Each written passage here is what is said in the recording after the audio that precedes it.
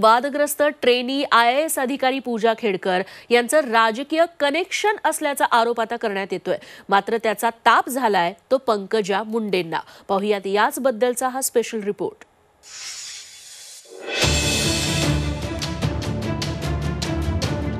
वादग्रस्त probationary IAS अधिकारी पूजा खेडकरांचे दररोज नवनवे कारनामे समोर येत आहेत। यातच आता खेडकर कुटुंबियांचं राजकीय कनेक्शन असल्याचा आरोप करण्यात येतोय।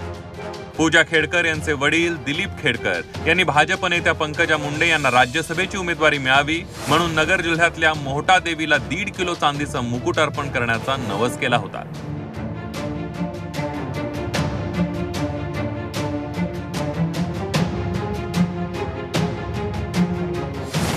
पंकजा मुंडेंचं पक्षाकडून पुनर्वसन व्हावं आणि त्यांना पद मिळावं असं साकडं खेडकरांनी मोहटा देवीला घातलं होतं अशी चर्चा आहे।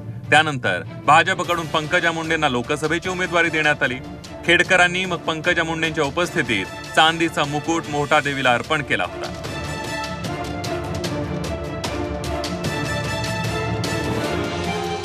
तर दुसरीकडे पूजा खेडकरांच्या आई मनोरमा खेडकर यांचा एक चेक अर्थात धनादेश सोशल मीडियावर व्हायरल होतोय। आई मनोरमा खेडकर यांनी गोपीनाथ मुंडे प्रतिष्ठानच्या नावाने 12 लाख रुपयांचा चेक दिला होता। पंकजा मुंडेंच्या वैद्यनाथ साखर कारखान्यावर GST विभागाने 19 कोटी रुपयांसाठी कारवाई केली होती। त्यानंतर पंकजा मुंडेंना राज्यभरातून मदतीचा ओघ येत होता। याच काळात मनोरमा खेडकर यांनी 12 लाखांचा चेक दिला होता। हा चेक सध्या सोशल मीडियावर व्हायरल होतोय। खेडकरांच्या प्रतापामुळे पंकजा मुंडेंना मात्र ताप झाला। पंकजा मुंडेंनी खेडकर कनेक्शनाच्या बातम्या फेटाळल्या। आता बस, मला साधी विधान परिषद मिळाली तर सुरू, मुद्द्याचं बोला। असंवैधानिक आणि अनैतिक काम करणारे लोक आहेत, त्यांना रोखा।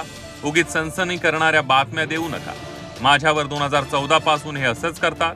पुरोगामी महाराष्ट्रात असं चित्र, अशी पोस्ट पंकजा मुंडेंनी केली। पंकजाताईंनी जे काही एखादी भूमिका घेतली नाही ती भूमिका त्यांच्यात आणायची आणि म्हणून समाजामध्ये ताईच्या विषयी काहीतरी नरेटिव्ह वेगळा तयार करायचा असा उद्योग काही चॅनल वाल्यांनी हाताशी धरलेला। आता एक लक्षात घ्या, पूजा खेडकर प्रकरणामध्ये पंकजाताईचा संबंध काय हो? कुठलाही संबंध नाही।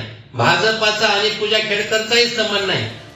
खेडकरांचे दररोज नवनवे प्रताप समोर येत आहेत। मात्र आता पूजा खेडकरांमुळे थेट पंकजा मुंडेंना ताप झाल्याचं चित्र आहे। ब्युरो रिपोर्ट, झी 24 तास।